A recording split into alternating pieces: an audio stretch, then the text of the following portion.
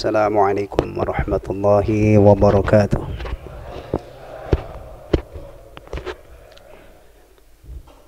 Innal hamdalillah nahmaduhu wa nasta'inuhu wa nastaghfiruh wa natubu ilayhi wa na'udzu billahi min shururi anfusina wa min sayyiati a'malina. May yahdihillahu fala mudilla lahu wa may yudlil fala hadiya lahu. Asyhadu an la ilaha illallah wahdahu la syarika lah wa asyhadu anna Muhammadan abduhu wa rasuluhu la nabiyya ba'dah. Ya ayyuhalladzina amanu taqullaha haqqa tuqatih wa la tamutunna illa wa antum muslimun. Ya ayyuhan nasu taqu rabbakum alladzi khalaqakum min nafsin wahidah wa khalaqa minha zawjaha وبث منهما رجالا كثيرا ونساء واتقوا الله الذي تساءلون به والأرحام إن الله كان عليكم رقيبا يا أيها الذين آمنوا اتقوا الله وقولوا قولا سديدا يصلح لكم أعمالكم ويغفر لكم ذنوبكم ومن يطع الله ورسوله فقد فاز فوزا عظيما. أما بعد فإن أصدق الحديث كتاب الله وخير الهدي هدي محمد صلى الله عليه وسلم وشر الأمور محدثاتها وكل محدثة بدعة وكل بدعة ضلالة وكل ضلالة في النار. Jamaah sekalian rahimani wa rahimakumullah. Alhamdulillah kita dipertemukan kembali oleh Allah Tabaraka wa Ta'ala di tempat yang sangat istimewa ini. Sebagaimana pertemuan-pertemuan yang lalu, mari kita manfaatkan sebaik-baiknya untuk melanjutkan menelaah kitab Mukhtasar Syu'abil Iman. Mengingat bulan Ramadan sudah di ambang pintu, maka untuk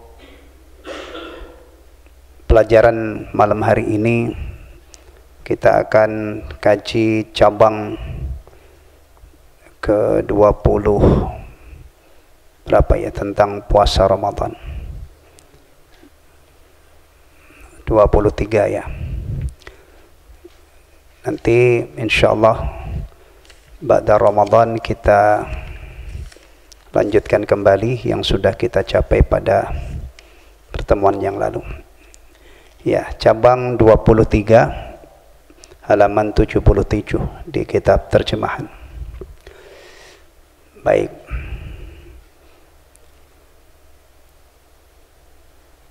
Insyaallah kita lompat ke cabang 23 ini, manfaatnya sangat besar. Setidak-tidaknya dalam waktu kurang lebih 35 menit ini kita akan murajaah hal-hal seputar puasa yang diharapkan bisa mengobarkan semangat kita untuk menyongsong ibadah yang luar biasa, ibadah yang Allah wajibkan di bulan yang penuh berkah ini. Baik, puasa pada bulan Ramadan. Puasa pada bulan Ramadan sebagaimana firman Allah Ta'ala, Ya ayyuhalladzina amanu kutiba alaikumus siyam kama kutiba alal ladzina min qablikum la'allakum tattaqun. Ini ayat sangat populer di bulan Ramadan. Biasanya para penceramah ya, atau orang-orang yang menyampaikan durus, menyampaikan pelajaran-pelajaran, nasihat-nasihat, itu sering mengutip ayat ini. Tapi bagusnya ayat ini itu dipelajari, dikaji, ditadabburi sebelum Ramadan tiba. Ya. Jadi bulan-bulan Sya'ban seperti ini menjelang Ramadan itu bagus kalau ayat-ayat ini ditadabburi, supaya kita punya ilmu tentang siam, siam Ramadan yang bersumber dari kitabullah. Demikian juga hadis-hadis Nabi sallallahu alaihi wasallam.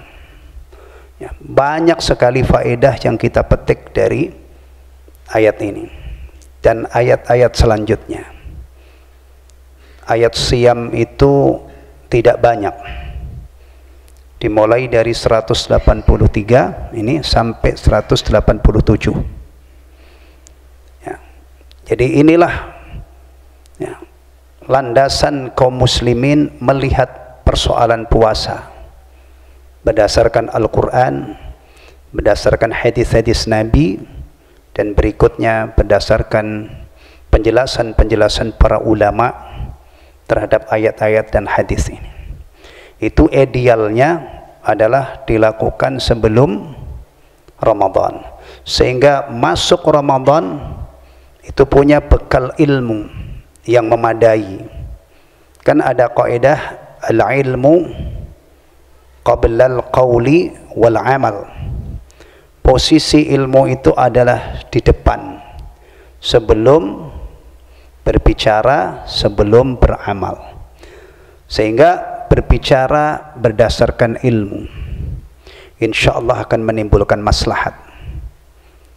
Demikian juga beramal berdasarkan ilmu, insya Allah amal itu akan diterima oleh Allah subhanahu wa ta'ala ya. Baik, hai orang-orang yang beriman, ini salah satu Nida'ur Rahman, panggilan Allah yang maha pengasih terhadap hamba-hambanya yang beriman. Ada 89 ayat dalam Al-Quranul Karim yang diawali dengan ya ayyuhalladzina amanu. Ini salah satunya. Diwajibkan atas kamu berpuasa ya. Ketika Allah subhanahu wa ta'ala mewajibkan puasa Ramadan, yang dipanggil adalah orang-orang yang beriman. Salah satu isi ayat beriman, ayatnya yang diawali dengan ya ayyuhalladzina amanu, adalah ada perintah atau ada kebaikan yang Allah perintahkan. Di sini setelah Allah menyapa orang-orang yang beriman, Allah nyatakan diwajibkan atas kamu berpuasa. Orang beriman itu kalau diperintah oleh Allah, dibebani suatu kewajiban ya. Sebenarnya kalau ditelisik lebih dalam itu bukan dibebani suatu kewajiban ya, tapi dikaruniai satu kewajiban ya. Kewajiban itu kalau dibaca secara utuh itu sebenarnya adalah bagian dari rahmat Allah, karena diwajibkan untuk menjalankan amal yang ringan tapi dikaitkan, dijanjikan ganjaran yang besar. Termasuk sholat 5 waktu 5 kali tapi ganjarannya seperti 50 kali ya. Cuman kadang-kadang kita itu memang selalu melihat ini adalah taklif, ini adalah beban. Padahal sekali lagi bagi orang beriman, ketika dia berhadapan dengan sesuatu yang diwajibkan oleh Allah, itu mestinya dia sangat siap untuk melaksanakannya. Sami'na wa ata'na. Demikian juga kalau Allah subhanahu wa ta'ala tetapkan satu larangan, dia juga sangat siap untuk menjauhi larangan itu. Karena orang mukmin itu hidup, orang kafir mati. Sawa'un 'alaihim a andzartahum am lam tundirhum la yu'minun ya. Sebagaimana diwajibkan atas orang-orang sebelum kamu, seiring Allah menyatakan kutiba 'alaikumus shiyam dalam satu ayat ya, lanjutannya tidak usah nunggu dicari di surah yang lain, langsung sesudah itu Allah nyatakan kama kutiba 'alal ladzina min qablikum, sebagaimana diwajibkan atas orang-orang sebelum kamu. Apa faedahnya? Begini, ini kalau kita cuma baca terjemahnya nggak jangkau kita, nggak bisa mengeksplor, tidak bisa menyelami tentang fawaidnya. Pertama, berarti puasa itu ibadah mustarakah. Bukan umat Rasulullah Muhammad saja yang diwajibkan, tetapi umat-umat terdahulu Allah wajibkan. Persoalannya apakah siamnya itu persis dengan kita? Bisa jadi beda. Tapi yang namanya ibadah puasa itu sudah Allah wajibkan juga kepada umat-umat sebelum kita. Persoalan pelaksanaan teknisnya apakah bulannya juga sama di bulan Ramadan, wallahu taala alam. Tapi yang jelas ibadah siam itu ibadah mustarakah. Tidak hanya umat Rasulullah Muhammad SAW, tetapi umat-umat terdahulu juga Allah wajibkan. Ini menunjukkan ibadah ini ibadah azimah, ibadah yang agung yang Allah cintai, menjadi jalan taqarrub, mendekatkan diri umat-umat terdahulu juga. Faedah yang kedua, ketika dikhabari oleh Allah bahwa puasa yang diwajibkan atas kita ini Allah wajibkan pula atas umat terdahulu. Ini untuk menyulut, mengobarkan semangat berlomba. Sifat utama orang-orang mukmin itu tidak pernah mau ketinggalan dalam kebaikan. Ya. Iya. Jadi kalau ada orang mukmin, ngakunya mukmin, tapi dia itu kalau melihat orang melakukan kebaikan, menjalankan perintah Allah dan Rasulnya, dia tidak suka. Na'udzubillah, ini jelas nifak, sifat orang-orang munafik. Tidak pernah pro dengan orang-orang yang taat kepada Allah, padahal dohirnya dia muslim. Orang mukmin sejati itu tidak mau ketinggalan dalam kebaikan. Nah, maka ini menyulut semangat berlomba. Fastabiqul khairat, berlomba-lombalah kalian dalam kebaikan. Itu diantara faedahnya. Jadi kalau ayat ini sudah kita tadabburi, menjelang bulan Ramadan tiba, jauh-jauh hari kita sudah punya tekad ingin berkompetisi, ingin berlomba-lomba dalam ibadah ini. Dan ini memang jalur berlomba-lombanya orang mukmin. Jangan ikut berlomba-lomba dalam dunia. Pertama itu bukan trek kita. Bahkan Allah ingatkan alhaakumut takatsur. Bermegah-megahan itu akan melalaikan kamu. Termasuk bermegah-megahan harta. Antum kalau mengikuti berita sekarang ini, orang-orang yang hidupnya bermewah-mewah, bermegah-megahan lagi tidak nyaman, dalam kondisi tidak baik-baik saja. Orang yang punya tas miliaran, ratusan juta, mobil miliaran, hidupnya mewah, apalagi dia pegawai, sekarang dicurigai. Dari mana kamu dapat duit itu? Tapi kita nggak usah ngurus karena sudah ada yang ngurus ya, sudah ada yang ngurus. Tapi nggak nyaman sekarang. Kalau mereka kemarin masya Allah pamer kemegahan ya, sekarang banyak yang ketar-ketir gitu. Kalau antum mah aman semua ya. Iyalah cuman sepeda Vario, Mio ya kan. Nah. Atau kalau antum punya Pajero itu juga basaran banget, nggak inilah, aman alhamdulillah ya. Pokoknya orang baik itu aman dunia akhirat insyaallah ya. Taib.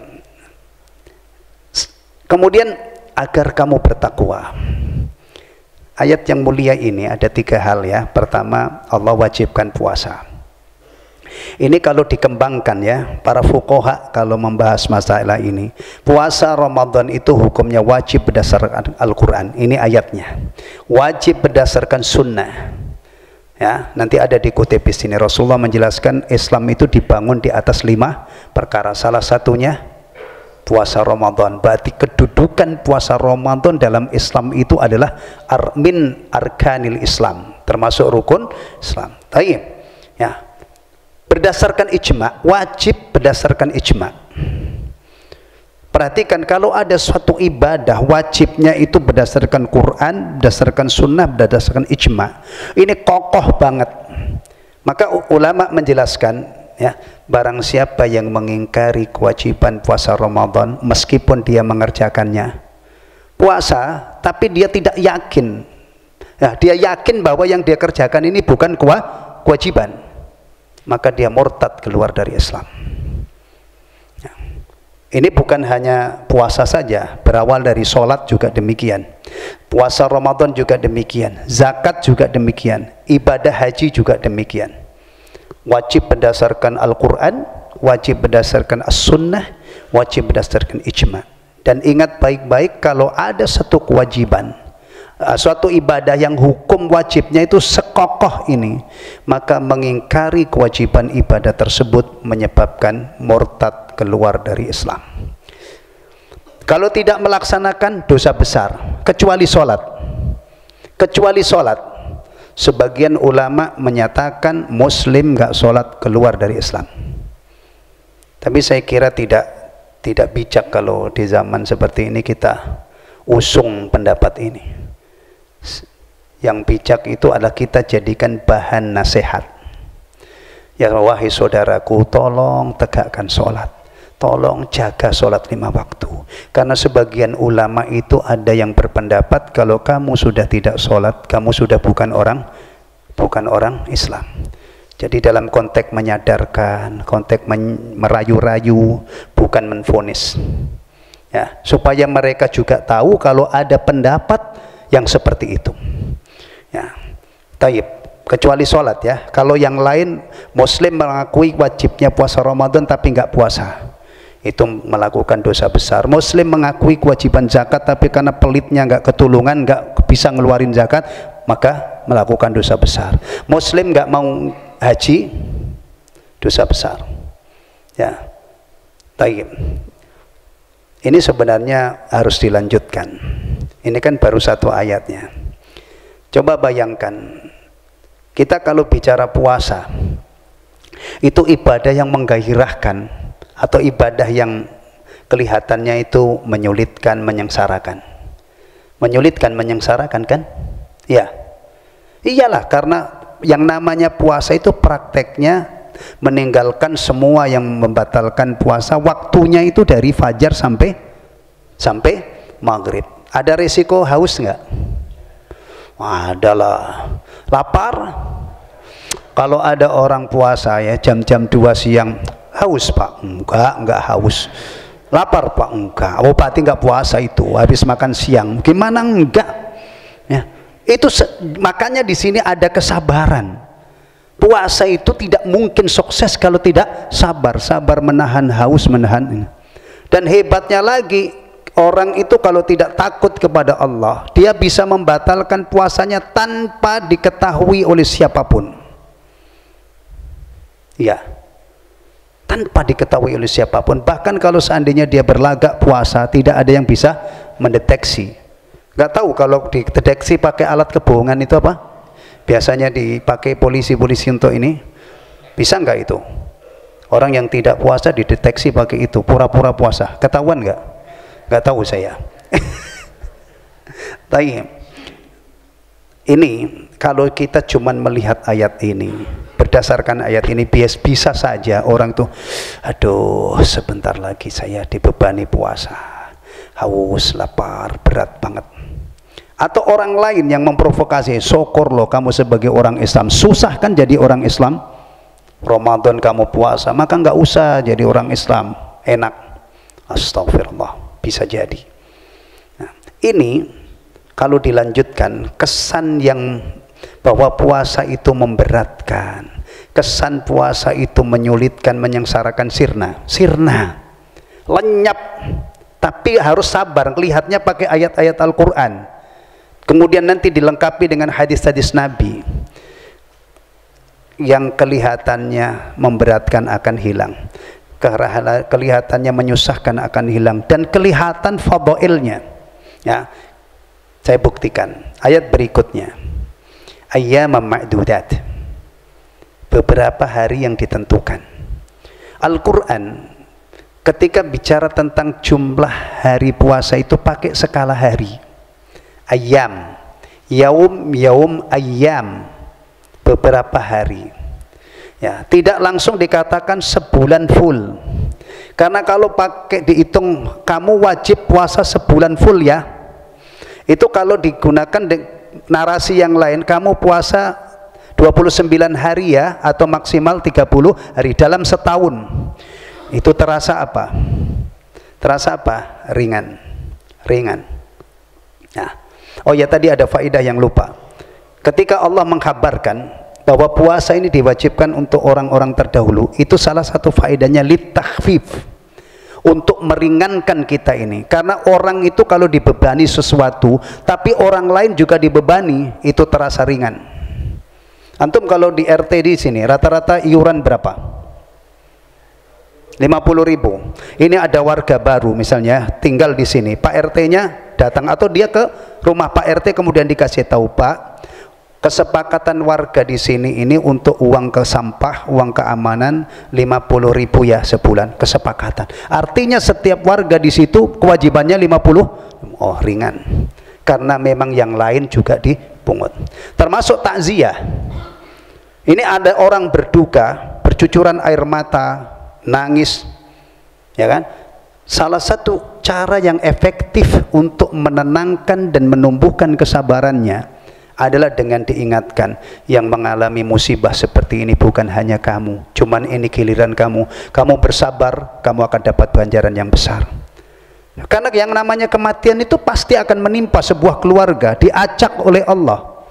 Ada yang istrinya lebih dulu, ya kan? Ada yang suaminya lebih dulu, ada yang anaknya lebih dulu. Tapi namanya musibah kematian itu pasti akan satu saat akan dialami oleh siapapun, karena tidak ada manusia yang kekal.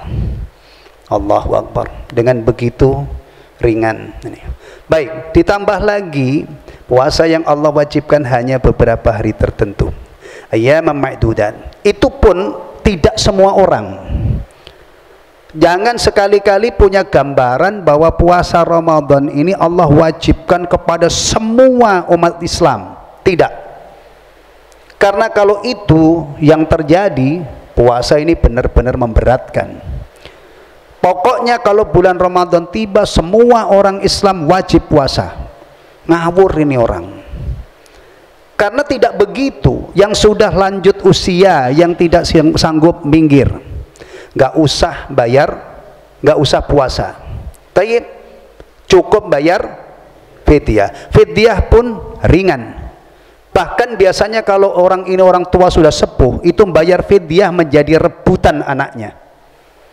Ya, kalau anak-anaknya yang saleh, dia berebut untuk ihsan kepada orang tuanya, meringankan beban orang tuanya. Bapak nggak usah mikirin fidyah, saya yang nanggung. Yang satu lagi, ibu nggak usah mikirin bayar fidyah, saya yang nanggung fidyahnya. Kadang-kadang bisa begitu kan, ringan. Taib. Yang sakit, Allah jelaskan, faman kana minkum maridan, yang safar, yang melakukan perjalanan jauh, dapat kemudahan, boleh tidak puasa. Bahkan kalau sakitnya parah, harus tidak puasa. Ini kemudahan. Jadi setelah ditelisik lebih dalam lagi, ternyata tidak semua orang diwajibkan oleh Allah berpuasa. Maka turunannya setelah kita membaca ayat ini, tadabbur ayat ini, syurut wujubis saum. Syarat-syarat orang yang wajib puasa itu salah satunya nanti ada mukim, karena musafir boleh tidak puasa, harus sehat karena yang sakit, nah, dan mampu itu usianya masih mampu. Ini kalau yang hamil, yang menyusui tidak diwajibkan. Coba ya. Jadi kalau ada orang mengatakan puasa Ramadan itu berat, itu karena dia tidak dalam, tidak jeli, dan tidak luas dia mengkajinya. Jangan hanya dilihat wajibnya, tetapi lihat kemudahan-kemudahan yang Allah berikan di saat Allah mewajibkan puasa ini. Kemudian lagi, di malam Ramadan, di malam bulan Ramadan itu sudah tidak ada puasa. Uhilla lakum lailatas siyamir rafathu ila nisaikum. Dihalalkan bagi kalian berhubungan intim dengan istri di malam bulan Ramadan. Jadi setelah maghrib itu sudah tidak ada puasa. Yang tadinya diharamkan, makan tidak boleh gitu kan, minum tidak boleh, apalagi berhubungan intim, ini pembatal kelas berat. Karena ada kafaratnya, di antara alternatif kafaratnya adalah puasa 2 bulan berturut-turut. Kapok lah kamu ya. Tapi sudah itu kalau matahari sudah terbit sampai menjelang subuh ini halal. Tapi ya dikira-kira juga ya. Jangan mentang-mentang halal pas ghurubus syams semua dimasukkan seketika. Makanan, minuman sampai nggak bisa berdiri.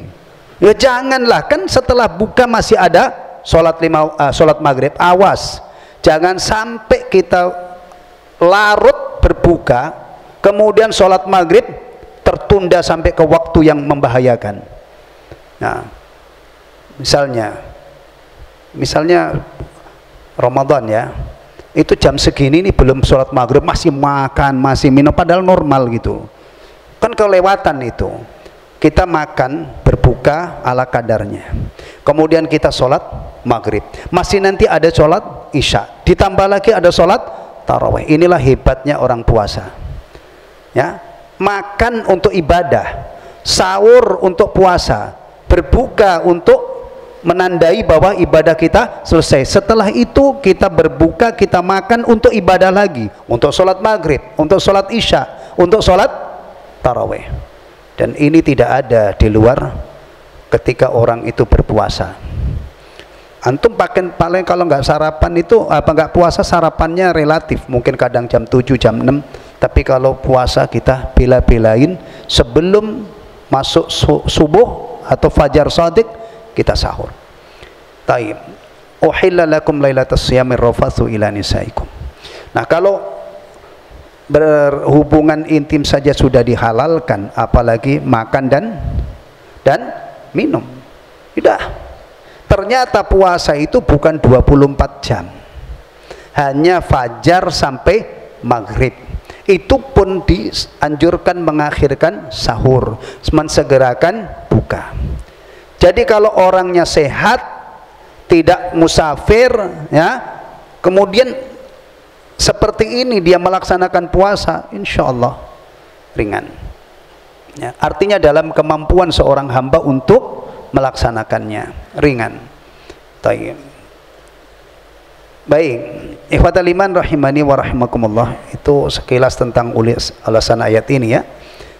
Halaman berikutnya, halaman 79, disebutkan dalam hadis Abdullah bin Umar radhiyallahu anhuma yang diriwayatkan Al-Bukhari dan Muslim, bahwasanya Rasulullah sallallahu alaihi wasallam bersabda, "Buniyal Islamu ala khams. Syahadati an la ilaha illallah wa anna Muhammadan abduhu wa rasuluh wa iqamis salah wa ita'iz zakah wa shaumi Ramadan wa hajjil bait." Nih, dari sini kelihatan tentang kedudukan puasa Ramadan yang begitu kokoh, begitu kuat, karena merupakan salah satu arkanul Islam, salah satu rukun Islam. Islam dibangun atas 5 perkara: bersaksi bahwasanya tiada Tuhan yang berhak disembah selain Allah. Di sini terjemahannya ini bersaksi bahwasanya tiada Tuhan selain Allah. Ini terjemahan masih sangat kurang, belum mewakili makna yang terkandung dalam kalimat la ilaha illallah. Mestinya bersaksi bahwa tiada Tuhan yang berhak disembah selain Allah, dan Muhammad adalah utusan dan hamba dan utusannya. Nih ya, ini harus ada.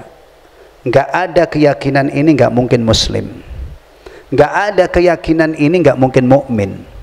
Ya, jadi kalau ada orang tidak meyakini la ilaha illallah Muhammadur Rasulullah, ya, berarti bukan orang Islam. Orang berstatus Muslim itu awalnya ini rukun yang pertama.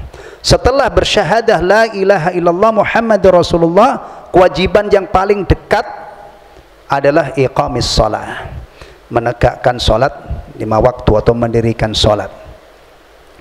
Ya, mendirikan sholat. Kalimatnya itu mendirikan, bukan melaksanakan.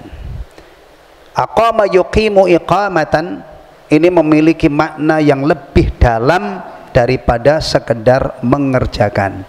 Memiliki makna yang lebih dalam dari sekedar rajin. Ada orang itu rajin sholat, tapi bisa jadi teknis pelaksanaan sholatnya itu sangatlah kurang.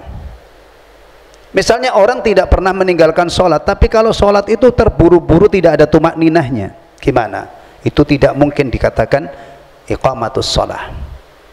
Jadi iqamatus sholah ini merangkum sekian banyak, dari segi waktu, dari segi rukun dan syaratnya, sunnah-sunnahnya. Kalau laki-laki termasuk jamaahnya.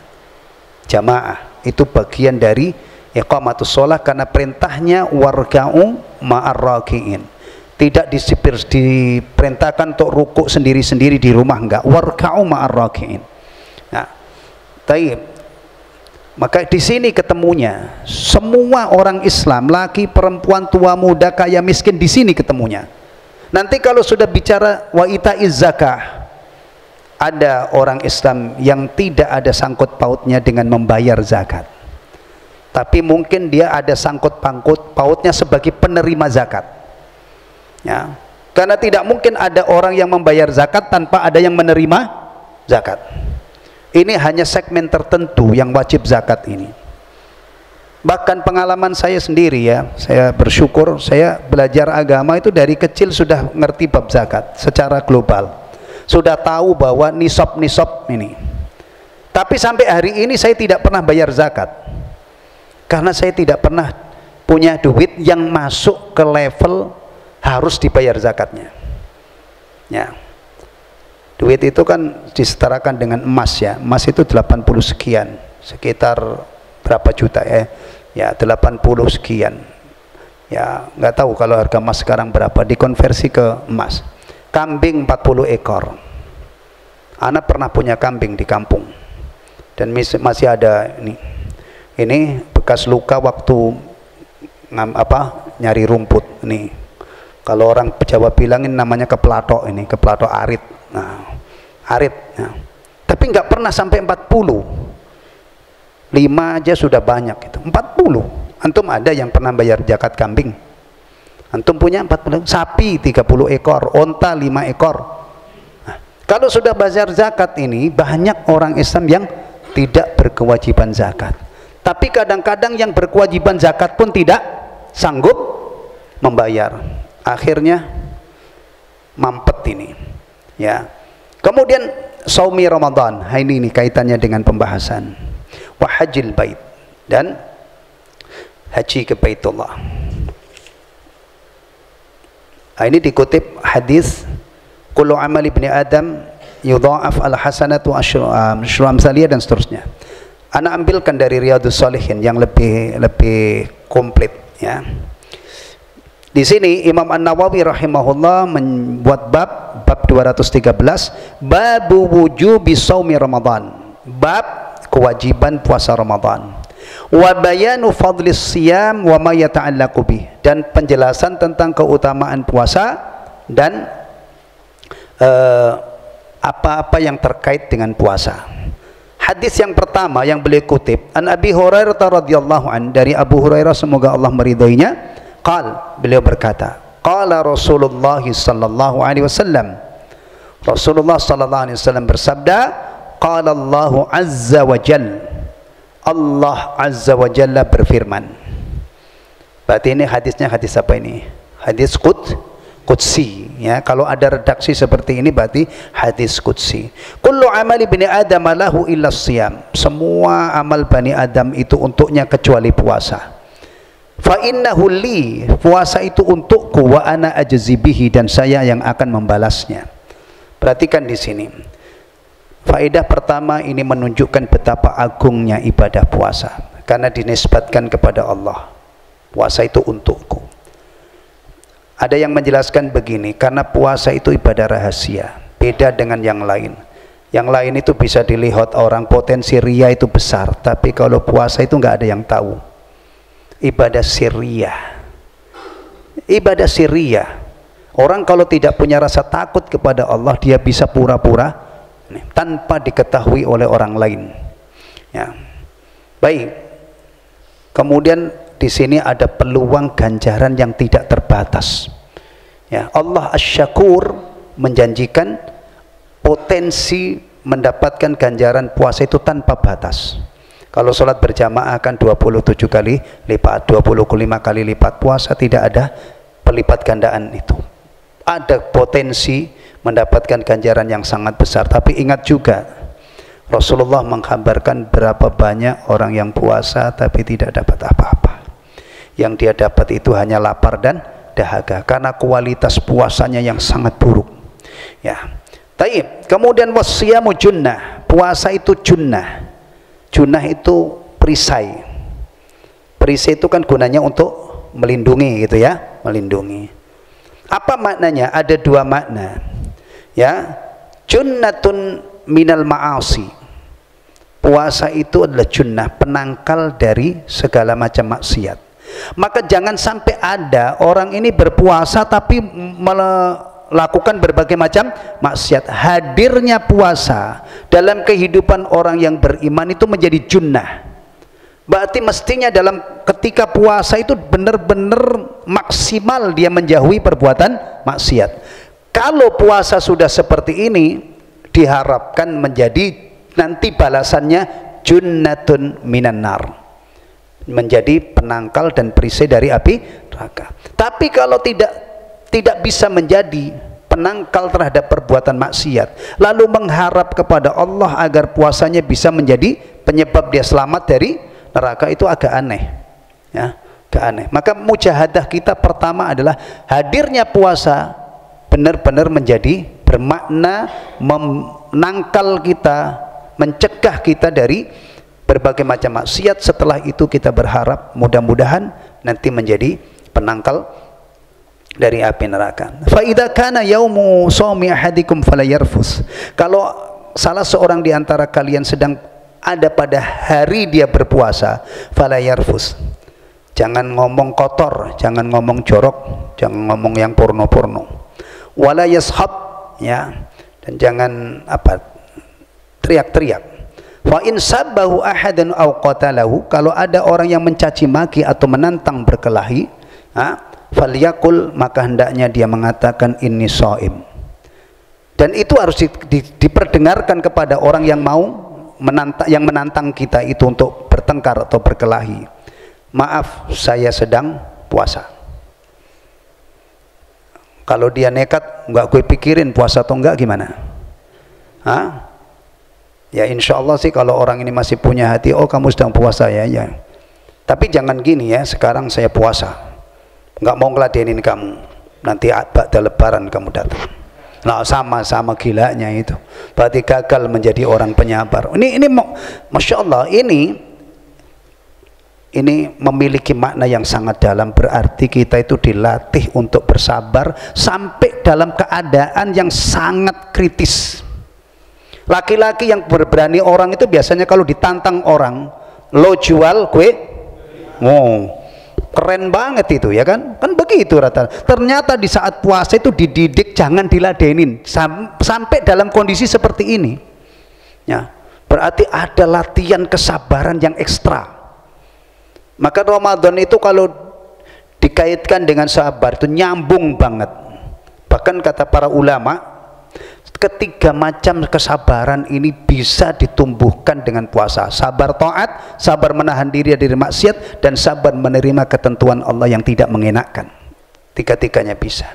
Walladzi nafsu Muhammadin biyadih, dan demi zat yang jiwa Muhammad berada di tangannya. Tangan Allah tidak seperti tangan makhluk. Ya, la khalufu famis shaim, sungguh bau mulut orang yang berpuasa atyabu indallahi min rihil miski, lebih harum di sisi Allah daripada apa namanya, aroma misik. Misik itu minyak wangi ya, termasuk minyak wangi yang elit, yang istimewa ya, karena bau aromanya yang luar biasa. Taib. Tolong ini jangan dibuat canda ya, karena ini adalah ilmu yang bersumber dari Rasulullah. Ya. Kadang-kadang hal-hal begini ini dijadikan canda, dan juga jangan disalahfahami. Jangan sampai sengaja dikondisikan, ya kan, supaya mulutnya bau itu seharian nggak dijaga kebersihannya. Bukan begitu maksudnya. Dan tidak ada ulama yang menjelaskan seperti itu. Justru kalau itu dilakukan bertentangan dengan puasa yang dijadikan madrasah untuk menempa orang yang bertakwa. Masa orang bertakwa jorok, mulutnya sengaja tidak dijaga kebersihannya? Apalagi di sisi yang lain, orang puasa itu akrab dengan zikir, akrab dengan tilawatul Quran, dan ulama menyebutkan tempat untuk menjaga kesucian, kebersihan mulut, siwak, itu salah satunya ketika tilawatul Quran. Ya, berarti kalau kita baca setengah jam mulut kita sudah rasa asem gitu ya, bersiwak. Masa malah dibiarkan bau? Dan kata para ulama, ini bukan bau dari mulut tapi dari lambung yang kosong. Kemudian terakhir dalam hadis ini, lis-shaimi farhatan. Ini juga dikutip di sini, ada di situ kutipannya. Bagi orang yang berpuasa dia mendapatkan dua kebahagiaan. Akan merasakan dua kebahagiaan. Idza aftara fariha bi fitrih. Kalau dia berbuka dia akan bergembira dengan datangnya waktu berbuka itu. Kegembiraan yang pertama karena mendapatkan taufik dari Allah, bisa sampai selesai. Semakin bagus puasanya, semakin besar gembiranya, kegembiraannya. Wa farah, dan tidak kita pungkiri karena boleh makan dan minum lagi. Dan ini puncaknya, wa idza laqiya rabbahu fariha bisaumih. Apabila dia ketemu dengan Rabbnya, dia bahagia dengan puasanya. Puasa hamba-hamba Allah yang diterima itu bagaimana enggak gembira? Masuk surganya saja ada pintu khusus. Dari pintu namanya Ar-Rayyan. Nah, kalau sudah sampai di sini maka tidak bisa dilukiskan dengan kata-kata. Cuman kita bisa berdoa, ya Allah, beri kesempatan kami bertemu dengan Ramadan. Ya Allah, beri kami taufik supaya kami bisa musabaqah, berlomba-lomba dengan hamba-hambamu yang soleh, berpuasa, sholat, dan yang lain sebagainya. Ya Allah, kalau itu semua sudah kita lakukan, terimalah ya Allah segala amal soleh kami. Jadikan itu sebagai penyebab Engkau meridhoi kami, merahmati kami, dan memasukkan kami ke dalam surgamu, dan menjauhkan kami dari nerakamu. Udah, paling-paling itu yang bisa kita. Tapi mendetailkan bagaimana orang dimasukkan ke dalam surga, itu tidak mungkin dijangkau oleh bahasa siapapun. Ya, pokoknya ya keuntungan yang sangat besar. Ya, udah. Taib, ini yang bisa kita pelajari menyongsong Ramadan. Sekali lagi semoga kita diberi kesempatan oleh Allah bertemu dengan bulan yang penuh berkah ini, mendapatkan taufik, dimudahkan oleh Allah mengamalkan ibadah-ibadah yang Allah syariatkan. Wallahu ta'ala alam bissawab. Subhanakallahumma wa bihamdika asyhadu an la ilaha illa anta astaghfiruka wa atubu ilaik. Wassalamualaikum warahmatullahi wabarakatuh.